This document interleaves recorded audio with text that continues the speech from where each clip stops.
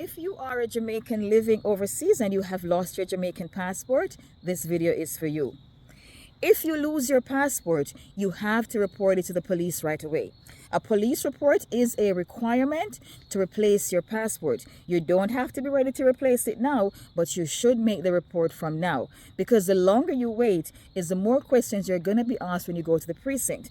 I have seen many persons who lose their passport from Wapikil Phillip and they did not report it. They move states 2 times and then they go to make a report and the precinct is saying, well, you did not lose it here, so we can't help you. And they're pondering how they're going to go back to that state. If you lose your passport, report it now. Keep the report with you. Again, I've seen many persons report it and then lose the report. If you lose it, you're going to have to get another one, because many of the consulates and embassies will not entertain an application for a lost replacement without a report from the police. So, if you have lost your passport, you're living overseas, report it to the police now. Hold on to the police report.